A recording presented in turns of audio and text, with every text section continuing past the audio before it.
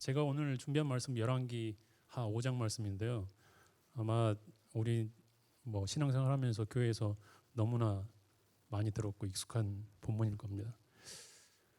제가 5장 전체를 설교할 건데 너무 길기 때문에 1절부터 14절까지만 일단 같이 봉독하겠습니다. 근데 이게 이야기이기 때문에 14절까지만 해도 상당히 깁니다. 그래서 같이 한번 돌아가시면서 이렇게 한번 교독하시겠습니다.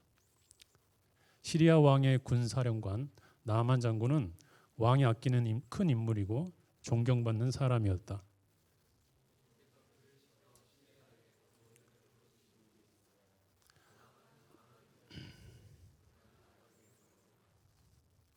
시리아가 군대를 일으켜서 이스라엘의 땅에 쳐들어갔을 때 그곳에서 어린 소녀 하나를 잡아온 적이 있었다.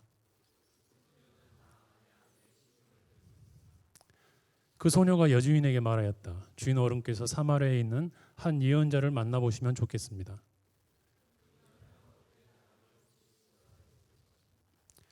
이 말을 들은 나아만은 시리아 왕에게 나아가서 이스라엘 땅에서 온 한 소녀가 한 말을 보고하였다.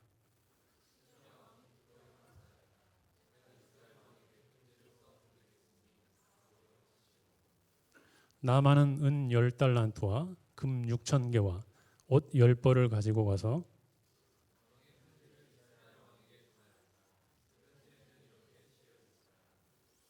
내가 이 편지와 함께 나의 신하 나아만을 귀하에게 보냅니다. 부디 그의 나병을 고쳐주시기 바랍니다.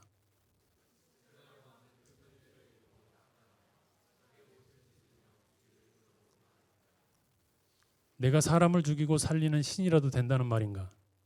이렇게 사람을 보내어 나병을 고쳐달라고 하니 될 말인가?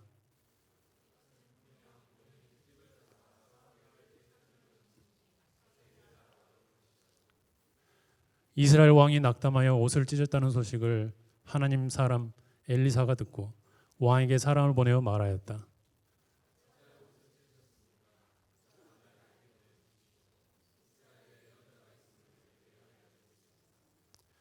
나아만은 군마와 병거를 거느리고 와서 엘리사의 집 문 앞에 멈추어 섰다.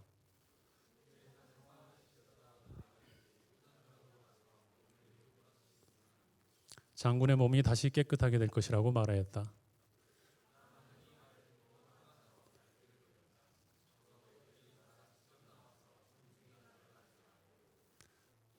주 그의 하나님의 이름을 부르며 상처 위에 직접 안수하여 나병을 고쳐주어야 도리가 아닌가.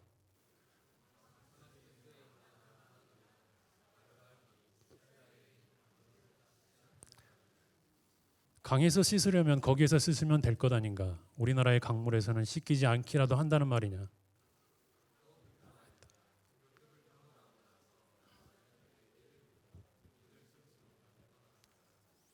그러나 부하들이 그에게 가까이 와서 말하였다. 장군님, 그 예언자가 이보다 더한 일을 하라고 하였다면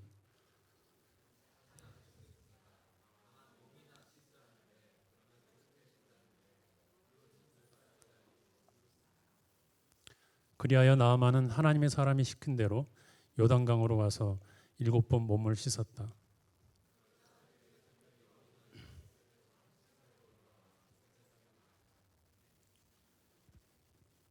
네, 우리는 살아가면서 자신의 한계를 느낄 때가 있습니다.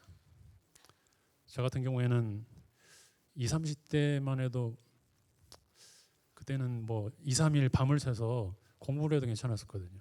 근데 이제는 하루만 밤을 새도 다음날 아침면 코에서 빨간 물이 쭉 나와가지고 이제 더 이상 나를 새지 않습니다. 그리고 20대 때는 종합 비타민이 웬 말입니까? 안 챙겨 먹었거든요. 근데 요즘에는 종합 비타민에 다른 거 기타 등등 진짜 한 6가지, 7가지를 챙겨서 먹거든요. 근데 먹어도 이 나이 때문에 피곤한 거를 전혀 커버를 못 하더라고요. 자매님도 마찬가지죠. 젊었을 때는 그냥 세수만 해도 피부가 좋았는데 이제는 아무리 비싼 화장품을 찍어 발라도 예전에 피부로 안 돌아가잖아요. 한계를 느낍니다. 우린 나이가 들거나 또 질병 때문에 내 육체의 한계를 느낄 때도 있고, 사람들과의 관계에서 또 그 틀어진 관계 때문에 내 한계를 경험하기도 하고, 반복되는 죄 앞에서 또 한계를 느끼고, 내가 감당해야 될 여러 가지 역할, 아빠, 엄마, 또 학생, 사역자의 이런 다양한 역할을 동시에 수행한다는 그런 압박감 때문에 또 한계를 느낄 때가 있습니다. 한계를 인정하는 것은 나의 연약함을 드러내는 것입니다. 그런데 시편 기자는 연약함을 아는 사람이 지혜로운 사람이다 라고 말씀합니다. 왜냐하면 한계를 인정하는 사람은 그 한계 너머에 계신 하나님을 바라볼 수 있기 때문에 그렇습니다. 오늘 제가 여러분과 함께 살펴볼 말씀의 주인공 나아만입니다. 한계를 모르는 사람입니다. 그때는 그랬습니다. 옛날 표현을 빌자면 나르는 새도 떠들인 사람이고, 요즘 표현으로 바꾸면 잘 나가는 사람이죠. 얼마나 잘 나가는 사람이었는지 1절 말씀을 살펴보겠습니다. 나아만은 시리아의 군사령관입니다. 그리고 왕의 최측근이고 왕이 아끼는 사람이었습니다. 시리아 왕뿐만 아니라 시리아 사람들까지도 나아만을 존경했습니다. 자신은 몰랐지만 하나님의 도우심으로 이스라엘과의 전쟁에서 승리한 적도 있는 사람입니다. 마치 영화 원어민 발음으로 한번 해보겠습니다. 글래디에이터에 나오는 러셀 크로우나 300에 나오는 제랄드 버틀러 같은 그런 강한 용사였습니다. 시리아 아이들에게 너 커서 뭐가 되고 싶어? 물어보면 아마 10 중 9은 나아만 같은 장군이 되고 싶습니다 라고 말을 했을 것 같아요. 그런데 1절 마지막에 보시면 강한 용사인 그가 그만 나병에 걸리고 말았습니다. 히브리의 성경의 표현을 빌자면 더 충격적입니다. 이 강한 용사라는 말 다음에 주어 동사 없이 그냥 나병 환자라고 한 단어로 표현하고 있습니다. 나병 환자. 나아만을 설명하는 그 화려한 지위와 경력들, 이 한 단어가 다 정리해버립니다. 군대 장관, 왕의 2인자, 강한 용사, who cares? 나, 병, 환자. 예수님 당시에도 나병 환자들이 있었습니다. 나병은 살이 하얗게 썩어가는 그런 질병입니다. 요즘에 에이즈처럼 치료하는 게 쉽지 않고 또 사람들에게는 불결하다고 여겨지는 그런 피부병입니다. 불치병이죠. 그래서 가족들과 함께 살 수도 없고 따로 공동체에서 생활을 했습니다.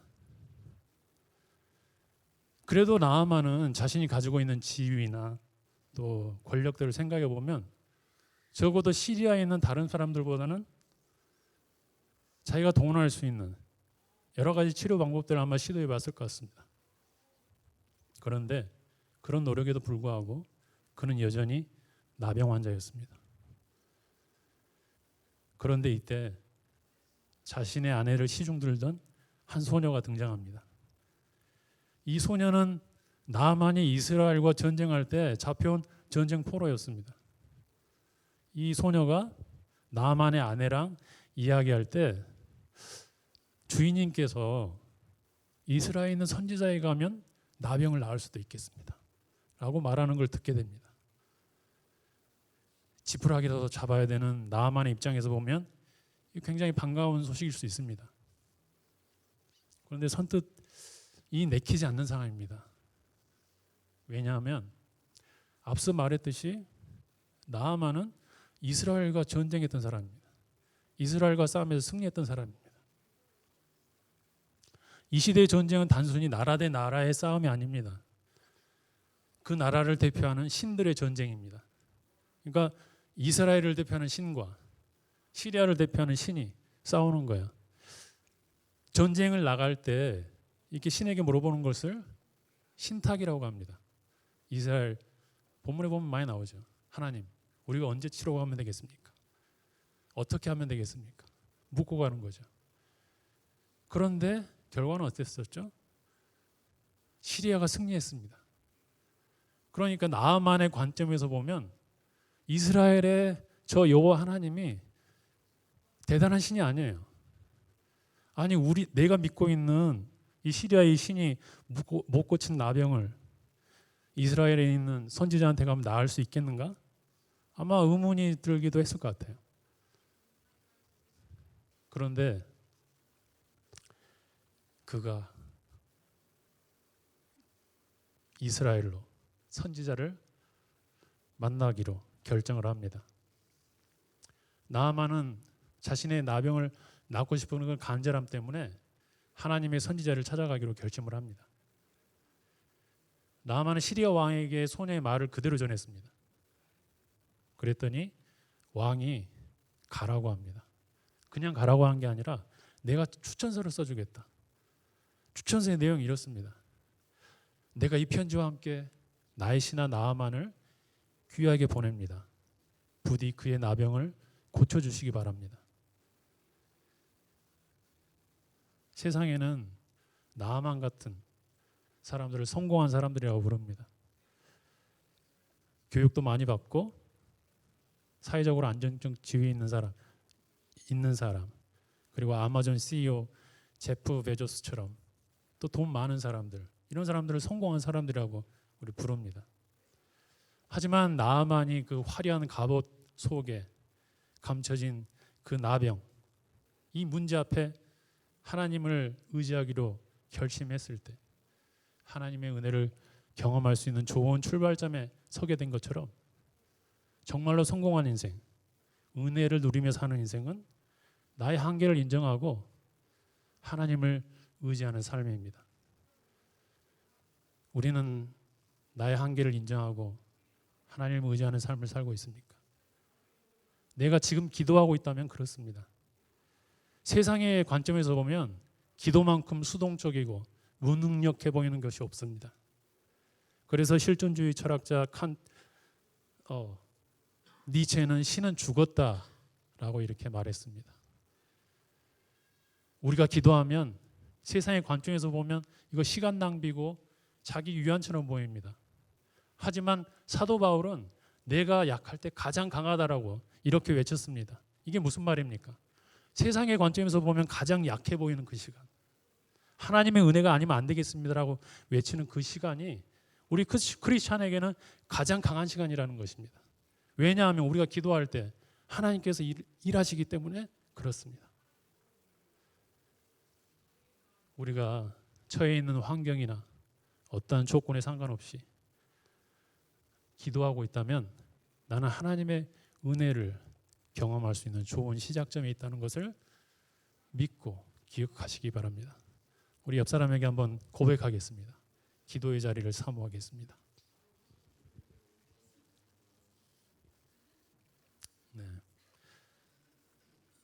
몇 번 더 할 겁니다. 연습 많이 하세요. 이스라엘로 향하는 나아만은 은 10달란트와 금 6,000개 그리고 옷을 10벌을 준비했습니다. 오늘날 가치로 환산하면 10억 달러, 한화로 1조가 넘는 돈이었습니다. 제가 맞는지 모르겠지만 계산했을 땐 그랬습니다. 거기에다가 시리아에서 가장 유명한 디자이너들, 구시, 채널, 얼마니 이런 브랜드의 옷도 몇 벌 준비했어요. 그래서 거기에다가 이 왕의 추천사만 올려놓으면 이스라엘 왕이 또 그 선지자가 아마 이 정도면 충분히 감동을 받아서 내 지위와 이 선물에 합당한 아마 치료를 해주겠지, 이런 기대를 했을 겁니다. 드디어 이스라엘에 도착했습니다. 그리고 나서 이스라엘 왕에게 편지를 전해줬어요. 그런데 편지를 읽고 난 이스라엘 왕의 반응이 갑자기 옷을 찢어버립니다. 이 갑분돌, 갑자기 분위기 아이돌, 이 왕이 옷을 확 찢는 거예요. 당황했겠죠. 왜 이러지? 이스라엘 왕은 내가 생명을 뭐 죽이거나 살릴 수 있는 하나님이 아닌데 왜 나한테 이 사람을 보내서 나병을 고쳐달라고 하지? 하면서 화를 냈어요. 그리고 다음날 이 사건은 사마리아 신문 일면 헤드라인에 이렇게 실립니다. 이스라엘 왕 시리아 나아만 장군 앞에서 상반신 노출.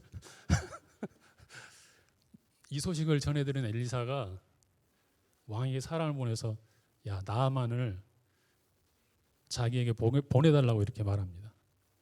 이스라엘에 하나님의 선지자가 있으면 알려주겠다는 거예요. 이대로 돌아가야 되는 거 아닌가 걱정이 됐지만 엘리사 하나님 선지자 엘리사가 자신을 찾는다는 그 소식에 곧장 엘리사의 집으로 달려갔습니다. 뭐 달려간 건 아니고 말을 타고 갔죠. 말을 타고 갔는데 내리지는 않고 말 위에 이렇게 서 있었습니다. 그러면서 엘리사가 나오길 기다렸어요. 그런데 잠시에 문이 열리는데 이 나오는 사람이 엘리사가 아니에요. 사실 뭐 엘리사를 본 적이 없기 때문에 몰랐겠지만 그 말이 사환이 나왔는데 사환이 하는 말이 저희 선지자님이 그러시는데 저기 요단강에 가서 7번 씻으면 깨끗해진다는데요? 라고 말을 했습니다. 굉장히 어떻게 보면은 심플한 건데 이 말을 들은 나아만이 기분이 나빴어요. 화가 났습니다. 왜냐하면 자기가 그리던 그림이 아니었거든요. 자기가 말을 타고 갔을 때 나아만이 직접 나와서 자기 앞에 선 다음에 그 나병이 어디 있는지 위치를 확인하고 손을 이렇게 흔들면서 자기를 치료해 줄 줄 알았거든요. 근데 그러지 않은 거예요. 자기 그림이 아닌 거예요. 화가 났습니다. 게다가 강물에 씻으라니. 강물에 씻어서 이게 나을 것 같으면 우리 동네 가면 다마스커스 가면 알만하나 뭐 바르발강 여기 정말 저 산꼭대기 눈이 내려서 이 흐르는 깨끗한 물에 씻으면 되는데 내가 아까 이스라엘 들어올 때 보니까 요단강 그거 말하는 것 같은데 정말 지저분하던데 거기다 씻었다가는 없는 피부병도 생길 것 같은 그런 느낌이었거든요. 그래서 화가 엄청 많이 났습니다.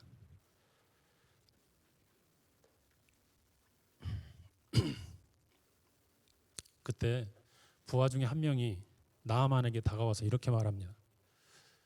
본문에는 장군님이라고 나와 있는데 히브리어 성경에서는 장군님이 아니라 이 부하가 나아만을 나의 아버지라고 부릅니다. 그러니까 평소에 나아만과는 그냥 아버지와 아들과 같은 그런 친밀한 관계를 가지고 있는 그 부하가 나아만에게 말한 거예요. 아마 다른 사람과 말했으면은 영창 보냈을지도 모르는데 너니까 이 정말 아들 같은 사람이 나와서 아버지 이거보다 정말 힘든 일을 시켜도 했을 것 같은데 지금 우리가 물불 가릴 때입니까? 찬밥 더운 밥 가릴 때가 아니잖아요. 가서 씻으면 낫는다는데 이 정도 할 수 있지 않습니까? 라고 설득을 합니다. 이 말을 듣고 나아만은 엘리사의 말대로 요단강에 가서 7번 씻습니다. 1번, 2번, 3번, 7번. 근데 부하 중에 놀라는 거야. 오, 장군님. 왜? 뭐? 어떻게 된 거야? 나병이 사라지고 살이 3살이 돋는 거예요. 아기 같은 살.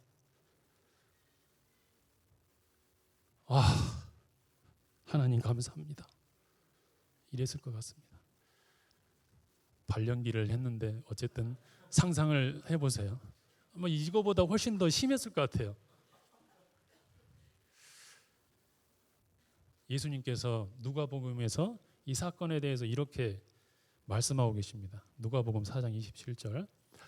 또 예언자 엘리야 시대에 이스라엘에 나병 환자가 많이 있었지만 그들 가운데서 아무도 고침을 받지 못하고 오직 시리아 사람 나아만만이 고침을 받았다. 시리아뿐만 아니라 하나님의 선택한 나라 이스라엘, 하나님의 선택한 백성, 그 이스라엘 사람들 중에서도 나병 환자가 있었다는 거예요. 그런데 그들 중에 오직 나아만만 고침을 받았다고 예수님이 말씀하십니다. 하나님의 받은 백성이라는 너희들은 내 말에 순종하지 않았지만 이 나아만, 이방 사람 나아만은 내 말에 순종했다는 거예요. 교회 다니면서 이런 생각이 들 때가 있습니다. 야, 내가 이런 것까지 꼭 해야 되겠나? 그런 생각이 들면 그거 꼭 해야 되는 겁니다. 사람은 죄성이 많아가지고 자기에게 손해나는 일은 절대 안 하려고 하거든요. 내가 교회 몇 년을 다녔는데 교회 처음 왔다고 사주교육이라니, 이런 망발을 나한테 하다니. 내가 믿는 가정에서 태어나가지고 평생 교회 다녔고 신구약 순서대로 다 외우고 통독을 1년에 한 번씩 하는데, 또 좋은 설교 말씀을 많이 듣고 있는데, 좋은 설교 말씀을 많이 듣는다고 내 믿음이 좋아지는 거 아니거든요. 그렇게 착각하는 사람이 있습니다. 믿음이 좋다는 것은 말씀에 순종하는 삶이죠. 내 삶의 변화가 있다는 것입니다. 예전에는 내 기준과 내 생각과 다른 사람을 보면 뚜껑이 열렸는데, 이제는 사람이니까 그럴 수도 있겠다. 좀 참기도 하고, 예전에는 나와 내 가족 중심으로만 생각했는데 이제는 다른 사람들을 향해서 섬김을 베풀고 또 나눔을 통해서 성령이 주시는 기쁨과 그 변화의 간증을 하는 그런 변화가 있다는 것입니다. 성경에는 듣기만 하여서 변화가 없는 사람들을 듣기만 해서 스스로 속이는 사람들이라고 그렇게 말씀합니다. 왜 그렇습니까? 하나님께서 우리에게 주신 모든 말씀은 우리 삶 가운데 구체적으로 적용되어지고 간증되어질 때 비로소 우리의 믿음이 자라기 때문에 그렇습니다. 내가 이런 것까지 순종해야 되나 하는 그런 작은 일에도 기쁨으로 순종하시기 바랍니다. 순종함으로 하나님의 은혜를 경험하는 우리 모두가 되기를 기도드립니다. 자, 두 번째, 다시 한번 서로에게 고백하겠습니다. 작은 일에 순종하겠습니다.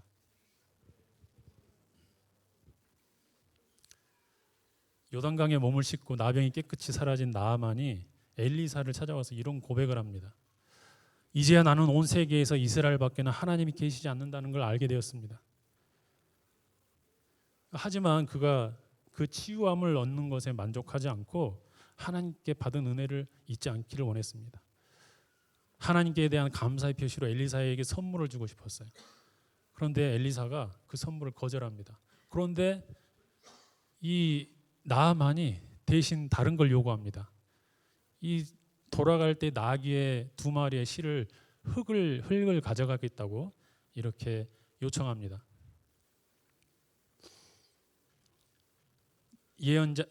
나귀 2마리의 실을 만큼의 흙을 예언자님의 종인 저에게 주시기 바랍니다. 예언자님의 종인 저는 이제부터 주님 이외에 다른 신들에게는 번제나 희생제를 드리지 않겠습니다. 이렇게요. 혹시 자신의 살을 희게 만들어준 그 요단 강물을 좀 퍼간다 그러면 좀 그럴 수도 있겠다라는 생각이 드는데, 흙을 왜 파가지? 흙을. 그 이유는 출애굽기 말씀을 통해서 유추해 볼 수 있습니다. 출애굽기 20장 24절에 보면 나에게 제물을 바치려거든 너희는 흙으로 제단을 쌓고 그 위에다 번제물과 화목제물로 너희 양과 소를 바쳐라. 너희가 나의 이름을 기억하고 예배하도록 내가 정하여 준 곳이면 어디든지 가서 내가 너희에게 복을 주겠다. 나만은 흙으로 제단을 쌓겠다는 것이죠. 그는 선지자 엘리야나 요단강물이 자신을 치료한 게 아니라 하나님, 여호와 하나님 한 분이 우리의 생명을 살릴 수도 있고 죽일 수 있는 그 하나님 한 분 때문에 자신이 이 나병을 치유했다는 것을 알게 된 겁니다. 깨달은 거죠. 그래서 비록 이스라엘 땅은 아니지만 내가 시리아에 돌아가서도 그 여호와 한 분, 그 하나님을 기억하면서 하나님을 예배하겠다는 거죠. 우리가 예배 드린다고 할 때 보통 하나님의 말씀을 듣는 것이 전부라고 생각할 때가 있습니다. 어떤 분들은 예배 구경꾼으로 오기도 하죠. 이번 주 몇 명 왔지? 헌금이 얼마나 거쳤나? 저 사람 오늘 이번 주도 지각하는구만. 그런데 예배는 이렇게 구경꾼으로 앉아 있는 게 아니라, 또 단순히 말씀을 듣는 것이 아니라 하나님께 구체적으로 내가 받은 은혜에 감사하면서 내 평생을 예배자로 살겠다고 이렇게 믿음으로 고백하는 자리입니다. 우리가 어디에 있든지 하나님께 예배드리러 나오는 자들에게 복 주시기를 기뻐하시는 그 하나님의 은혜를 누리면서 살아가는 우리들이 되기를 기도드립니다. 다시 한번 옆 사람에게 고백하겠습니다. 네. 예배 목숨 걸겠습니다. 오늘 나아만은 절망의 순간에 자신의 한계를 인정하고 하나님의 은혜를 붙잡은 사람입니다. 요단강에 7번 씻으라는 말씀에 순종함으로 또 하나님의 은혜를 경험했습니다. 그리고 그 하나님의 은혜에 너무 감사해서 그 남은 인생을 이제 하나님을 예배하는 예배자의 삶으로 살겠다고 다짐을 했죠. 그리고 그가 시리아에 돌아가서 자신의 왕이 그 림문 신전에 들어갈 때 자기가 부축을 하는데 뭐 어쩔 수 없이 이제 그때는 숙여야 되니까 그거는 내 마음과는 다른 것이니까 용서해 달라고 엘리사에게 말씀을 하죠. 그랬더니 엘리사는 그에게 평안히 가라고 이렇게 축복해 줍니다. 나아만의 나병이 깨끗이 나았고 여호와 한 분이 참 하나님이라는 사실이 전 세계 모든 세상에 이제 증명이 되었습니다. 해피엔딩이죠. 그런데 게하시가 등장합니다. 엘리사의 시종이죠. 이 사람은 엘리사의 사역을 도와줄 뿐만 아니라 엘리사가 했던 하나님의 사역을 가까이서 모두 지켜봤던 사람입니다. 나아만이 자기 손으로 바치려고 가져온 예물들을 그냥 돌려보내는 것을 보고 게하시가 생각했죠. 아, 저 많은 걸 그냥 돌려받으다니. 내가 직접 가서 얼마라도 좀 받아야겠다. 주는 사람의 성의가 있지. 하면서 바로 나아만을 쫓아가서 이렇게 말합니다. 엘리사가 보내서 왔습니다. 지금 신학생 2명이 왔는데 그 사람들에게 장학금으로 은 2달란트와 옷 2벌을 줘야겠습니다. 그러자 뭐 나아만은 기쁜 마음으로 줬죠. 뭐 은 1달란트 달라고 그랬는데 하나 받고 하나 더 얹어서 2개 그리고 옷도 2벌을 줬습니다. 게하시는 받은 물건들을 자기 집에다가 이렇게 숨겨놨어요. 아무도 모를 것이라고 생각했는데 집에 와보니까 들어서자마자 엘리사가 이렇게 말씀합니다. 어떤 사람이 너를 만나려고 수레에서 내릴 때 내 마음이 너와 함께 거기에 있지 않은 줄 아느냐. 지금이 은을 받고 옷을 받고 올리브 기름과 포도나무와 양과 소와 남녀 종을 취할 때냐. 이 지금이 어느 때냐면 앞선 4장에 보면 흉년이 들어서 먹을 것이 없던 시절입니다. 과부의 집에는 기름병 하나밖에 없었고 선지자 학교 성도들은 먹을 것이 없어서 들에 있는 넝쿨을 캐서 먹다가 독에 중독돼가지고 중내 산해하는 뭐 그런 힘든 시절이었어요. 그런데 바로 이런 때에 게하시는 자신의 편안함만을 쫓아타는 겁니다. 그 결과 게하시는 물론 또 그의 후손들까지도 나병이라는 하나님의 심판을 경험하게 됩니다. 게하시의 행동은 오늘 본문의 전반부에 나오는 나아만 장군 집에 있는 그 여종, 시중 들던 여종과 너무나 대조적입니다. 이 소녀는 이스라엘에서 잡혀온 전쟁 포로였습니다. 본문에는 이름도 나와 있지 않습니다. 이 소녀는 시리아 사회에서 외국인이고 여자고 노예였어요.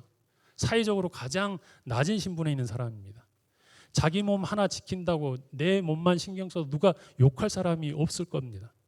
그런데 이 이름 없는 소녀가 이 한 영혼을 불쌍히 여기는 마음이 있었어요. 이 소녀가 나아만의 아내에게 이스라엘에 선지자가 있다 이 말을 안 해줬으면 나아만은 오늘 하나님의 은혜를 경험할 수 없었습니다. 이 소녀는 하나님의 은혜를 유통하는 그런 축복의 역할을 한 겁니다.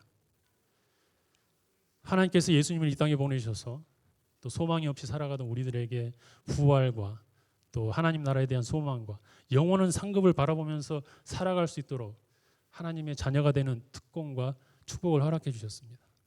아브라함을 불러내셨고 또 한 이름 없는 소녀를 불러주셨던 것처럼 하나님께서는 오늘도 저와 여러분을 택하셨습니다. 하나님께서는 우리 모두가 그 예수님을 통해서 누리게 된 축복을 유통하는 통로, 축복의 통로와 같은 삶을 살기를 원하십니다. 우리 주위를 둘러보면 나아만 같은 사람들 많이 찾아볼 수 있습니다. 세상에서는 성공한 삶처럼 보이지만 예수님 모르고 하나님 나라에 대한 소망이 없이 살아가는 사람들이 있습니다.